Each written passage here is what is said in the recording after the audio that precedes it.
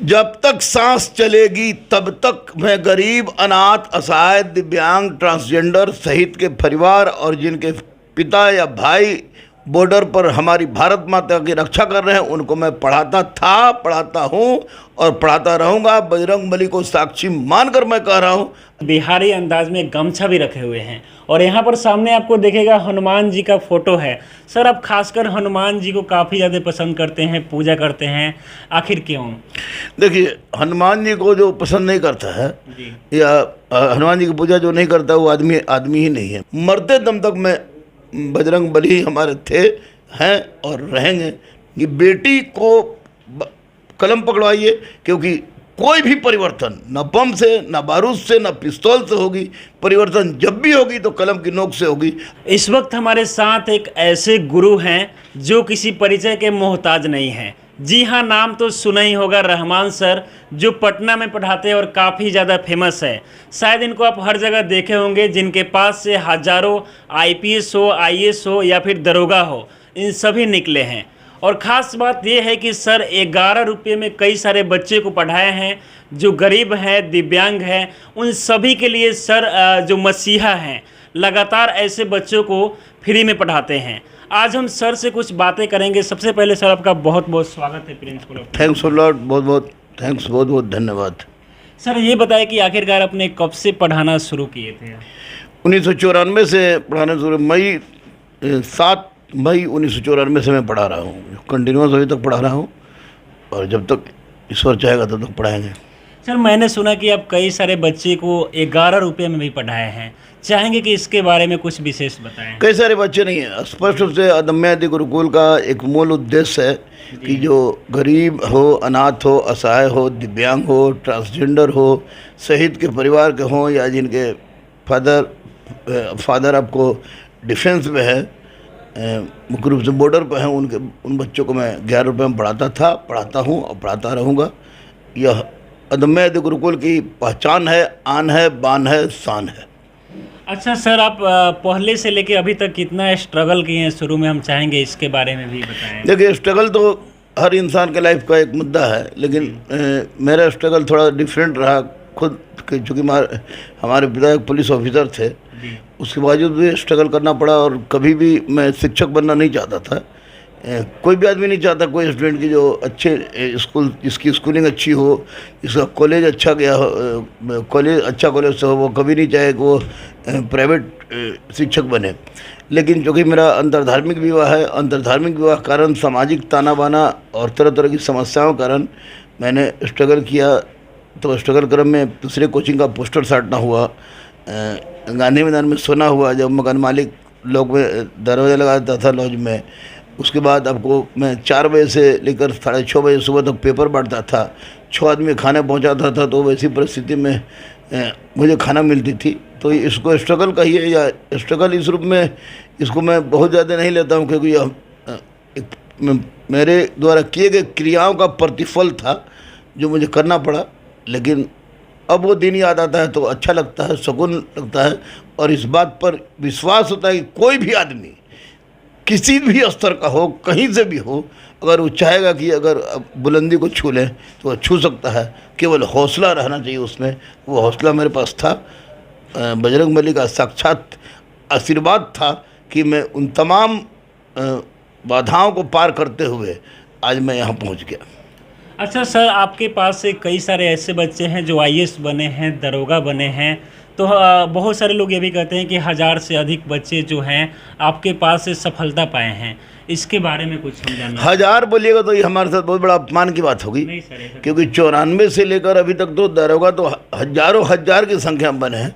हाँ, सैकड़ों डीएसपी बने हैं, एसडीओ बने हैं, आपको 8 आईएएस है, आपको 12 आपको आईपीएस ऑफिसर हैं। तो अब विभिन्न विभाग में है। आपको सीपीओ में बहुत सारे 650 के लगभग सब इंस्पेक्टर हो गए हैं, 78 स्टेट कमांडेंट हैं, रेल में हैं, हर फील्ड में गए हैं। तो यह माँ सरस्वती का आशीर्वाद है और मेरे पास से ना कहिए, ये कहिए कि माँ सरस्वती के आशीर्वाद से, मेरे माध्यम से माँ सरस्वती ने यह कार्य करवाया है और बजरंगबली ने उसको पूरा करवा दिया। और मैं गौरवान्वित महसूस कर रहा हूँ। लेकिन मेरा उद्देश्य है कि जिस तरह हजारों हजार, जिनकी गिनती भी नहीं है कि सब इंस्पेक्टर और बने हैं, उसी तरह सैकड़ों आपको एसडीओ बन गए, सैकड़ों डीएसपी बन गए। तो मेरा मूल उद्देश्य कम से कम सैकड़ों आईपीएस और आईएएस में बनाऊं।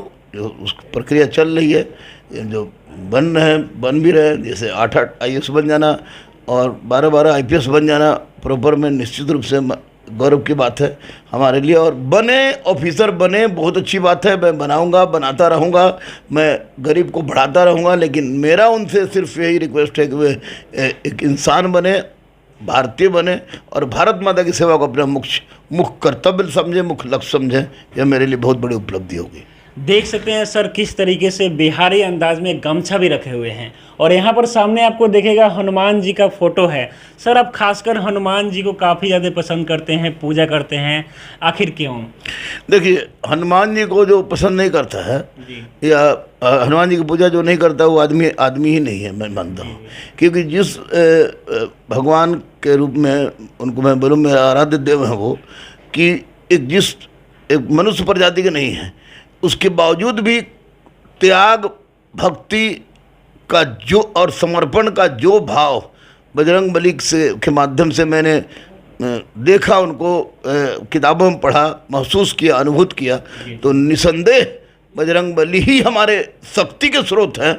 और इस शक्ति के स्रोत के रूप में बजरंगबली, मैं तो सबसे अपील करना चाहूँगा आपके चैनल के माध्यम से कि बजरंगबली को अपनी शक्ति का स्रोत बनाइए, क्योंकि वो सब जगह विद्यमान है, हर पल में है, हर कण में है, और हर वक्त उन तमाम लोगों के लिए साक्षात रूप से खड़े रहते हैं जो बेबस है। मैं बेबस था तो बजरंगबली थे, तो स्वाभाविक था कि आज बेबस अगर नहीं हूँ तो भी बजरंगबली हमारे साथ है, और मरते दम तक मैं बजरंगबली हमारे थे, हैं और रहेंगे। निसंदेह क्या कहें उनके बारे में, मैं नहीं कह सकता, रोआ खड़ा होता है, क्योंकि बहुत सारी घटनाएं मेरे लाइफ में ऐसी आई है अंतर्धार्मिक विवाह के कारण कि उस परिस्थिति में लोग, मैं सोच भी नहीं सकता था कि आज आप इंटरव्यू ले रहे हैं कि मेरे मरे हुए बहुत दिन हो गया होता, और उस परिस्थिति में किडनी की बीमारी से ग्रसित हो गया। उस परिस्थिति में बिना पैसा के बजरंगबली के माध्यम से मैं ठीक हुआ। लोग कहेंगे कि पढ़ा लिखा जाहिल है, तो सोचने वाले जाहिल होंगे, लेकिन मैंने आजमाया और बजरंगबली के आशीर्वाद से मैं ठीक हूँ। मेरी एक बेटी है अदम्य अदिति, मेरा बेटा है अभिज्ञान अर्जित, मेरी पत्नी अमिता कुमारी, तो और निश्चित रूप से हम लोग खुश हैं। और मेरा एक दोस्त है मुन्ना, जो अदम्य अदि गुरुकुल और एम सिविल सर्विस दोनों को देखते हैं। तो निसंदेह ये सिर्फ बजरंगबली का आशीर्वाद है, बहुत बड़ा आशीर्वाद है, बहुत बड़ा आशीर्वाद है। और मैं प्रार्थना करता हूँ, नमन करता हूँ बजरंगबली को कि हे भगवान, अपनी आशीर्वाद को बनाए रखना, ताकि गरीब, अनाथ, असहाय और समाज के अंतिम पंक्ति में बैठे तमाम लोगों का काम, जो थोड़ी बहुत भी जो मैं काम आ पा रहा हूँ, वो मैं आता रहूँ और नया भारत बनाता रहूँ और भारत को विश्व गुरु पर पहुँचाता रहूँ। सर बहुत सारे बच्चे ऐसे हैं जो सर से लगातार उम्मीद करते हैं, चाहे वो ऐसे बच्चे हो जो पढ़ना चाहते हैं लेकिन आर्थिक रूप से कमज़ोर हैं, और ऐसे बच्चे हैं जो दिव्यांग हैं या फिर पढ़ने में उनको काफ़ी समस्या होती है। तो सर ये बताएं कि इन बच्चों को आप कब तक पढ़ाते रहेंगे? जब तक सांस चलेगी तब तक मैं गरीब, अनाथ, असहाय, दिव्यांग, ट्रांसजेंडर सहित के परिवार और जिनके पिता या भाई बॉर्डर पर हमारी भारत माता की रक्षा कर रहे हैं, उनको मैं पढ़ाता था, पढ़ाता हूँ और पढ़ाता रहूँगा। बजरंगबली को साक्षी मानकर मैं कह रहा हूँ, ऐसा करता रहूँगा, क्योंकि इससे मुझे संतुष्टि मिलती है, जीने का हौसला मिलता है, कुछ करने का हौसला मिलता है। तो निश्चित रूप से मैं करता रहूँगा जब तक मैं जिंदा रहूँगा। और मैं ये भी चाहता हूँ कि मेरे जाने के बाद मेरी आने वाली पीढ़ी जो है, विज्ञान अर्जित, अदम्य अदिति जो है, वो लोग भी वो कार्य करें जो उनका बाप कर रहा है। तो निसंदेह मुझे बहुत गर्व की अनुभूति होगी। अच्छा, लास्ट में हम सर से पूछना चाहूँगा कि सर पर एक फिल्म भी बनने वाला है, जो सर ने रियल लाइफ में दिखाया है, करके लोगों को दिखाया है, वो अब पर्दे के पीछे भी देखने वाले हैं, लोगों को काफ़ी देखने को मिलेगा। सर इस फिल्म के बारे में बताएं कुछ। ये फिल्म बायोपिक है, ये वर्चुअली मैं बायोपिक में मेरे मुख्य रूप से आपको उस समय से 94 से लेकर, कुछ पहले भी थोड़ा सा है, लेकिन 94 से लेकर अब तक की तमाम कहानियों को उसमें दर्शाया जाएगा। जैसे कि मैंने अपना जो मैं पढ़ाई के क्षेत्र में किया, प्रेम के क्षेत्र में मैं कैसे पढ़ा और प्रेम में क्या क्या समस्या सामना करना पड़ा। अंतर्धार्मिक विवाह कहना बड़ी आसान है, अब प्रेम के बारे में, प्रेम को बोलना भी बहुत आसान है, लेकिन अंतर्धार्मिक विवाह कितना टफ होता है ये मैं समझ सकता हूँ। और प्रेम मैं मना भी करता हूँ कि लोग कम से कम विवाह प्रेम करें तो भगवान का अलग नहीं होना चाहिए। आप अपने जाति में करें, अपने धर्म में करें, अच्छी बात है, लेकिन मैंने जो किया तो इसमें प्रेम को मैं समर्पण और त्याग के रूप में मैं देखता था और देखता हूँ। और यही कारण है कि मेरी पत्नी, मेरी बेटी, मेरा बेटा आज भी हिंदू हैं।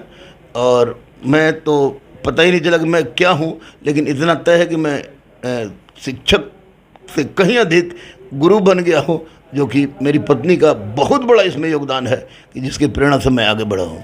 तो ये फिल्म आपको कोरोना कारण नहीं आया, लेकिन 2022 के लास्ट तक ये फिल्म आपको आ जाएगा। पूरे वर्ल्ड लेवल पर फिल्म रिलीज हो रही है, बहुत बड़े बैनर के तले है, तो निश्चित रूप से अच्छी लगेगी लोगों को। और इस फिल्म की सबसे बड़ी विशेषता मैं बता दूं कि बहुतों लोगों की बायोपिक बनी है। इस बायोपिक में बहुत लोग करते हैं कि जो जैसे मेरे IAS हैं, IPS हैं, सब इंस्पेक्टर हैं, DSP हैं, VDO हैं, SDO हैं, जिस असिस्टेंट कमांडेंट हैं, तो वो लोग निश्चित रूप से किसी न किसी कैरेक्टर को बनाते हैं। लेकिन मेरे बायोपिक में जो इस तरह की सफलताएं प्राप्त किए हुए लोग हैं वे वास्तविक रूप में नजर आएंगे, जो अपनी बात को समझाएंगे। तो यह अच्छी लगेगी, लोगों को प्रेरित करेगी, निश्चित रूप प्रेरित करेगी। और मैं भी बहुत गौरवान्वित महसूस कर रहा हूँ कि यह फिल्म आ रही है और जल्दी आएगी। अच्छे कलाकार हैं, बड़े बड़े कलाकार इसमें हैं, बड़े डायरेक्टर हैं, तो निश्चित रूप से यह फिल्म अच्छी होनी चाहिए, क्योंकि पूरी तरह से वास्तविकता के धरातल पर है। ऐसे फिल्म में कुछ मसाला होती है, तो मसाला होती है, जैसे कि मैं अपनी पत्नी के साथ कभी गाना वाना नहीं गाया, डांस नहीं किया, लेकिन फिल्म में कुछ होगा, क्योंकि पब्लिक को जो पसंद की बात होगी तो कुछ बातें होगी, लेकिन 80% फिल्म पूरी ओरिजिनलिटी के साथ आ रही है, जो कि मेरे लिए गर्व का विषय है। चलिए, बहुत बहुत धन्यवाद सर बातचीत करने के लिए। आगे भी हम आपसे बात करने की कोशिश करेंगे। बिल्कुल, थैंक यू। और सब आपके चैनल के माध्यम से मैं तमाम उन लड़कों को, बेटियों को, बेटों को कहना चाहूँगा कि जो गरीब हैं, अनाथ हैं, असहाय हैं, दिव्यांग हैं, ट्रांसजेंडर हैं, शहीद के परिवार के हैं, वो बेझिझक मेरे पास आए, मुन्ना के पास आए और आकर बोले कि मुझे पढ़ना है, तो मैं क्लर्क से कलेक्टर और सिपाही से SP के लिए उनके साथ तैयार था, हूँ और सदैव रहूँगा, यह मेरा विश्वास है। और उन लोगों को भी, उन गार्जियन को भी कहना चाहूँगा कि बेटी को कलम पकड़वाइए, क्योंकि कोई भी परिवर्तन न बम से, न बारूद से, न पिस्तौल से होगी। परिवर्तन जब भी होगी तो कलम की नोक से होगी, और कलम की नोक चलाने वाला अमेरिका से हम लोग आयात नहीं कर सकते हैं। भारत में इतनी शक्ति है, इतना दम है, इतनी क्षमता है कि भारत को फिर से विश्व गुरु बनाया जा सकता है, और वो भारत का युवा बना सकता है, क्योंकि 65% आबादी हमारी युवाओं की है। और युवा ही अगर पढ़ लेंगे, युवा अगर पढ़ना शुरू कर देंगे, सरस्वती के शरण में चले जाएंगे, बजरंगबली के शरण में चले जाएंगे, तो निश्चित रूप से हमारा देश विश्व गौरव के रूप में फिर से स्थापित होगा, विश्व गुरु का दर्जा प्राप्त करेगा। तो जैसा कि हमारे साथ बात कर रहे थे रहमान सर, जिनके बारे में आपको ज़्यादा कुछ बताने की ज़रूरत नहीं है, क्योंकि ये गरीब हो, दिव्यांग हो, चाहे जो पढ़ने में लाचार हो, जो छात्र हो, जो आर्थिक रूप से कमज़ोर रहते हैं, उनके लिए मसीहा है और लगातार बच्चों को पढ़ाते हैं। तो उम्मीद करते हैं कि इस वीडियो को देखकर आप भी सर के पास पढ़ने आएंगे। अगर आपके पास आर्थिक रूप से आप कमज़ोर हैं या फिर पढ़ना चाहते हैं, कुछ बनना चाहते हैं, जीवन में आगे कुछ करना चाहते हैं, तो सर के पास बेहिचक आके आप पढ़ सकते हैं। आप देख रहे थे प्रिंसिपल ऑफ न्यूज़। मेरा नाम है जितेश कुमार। बहुत बहुत धन्यवाद।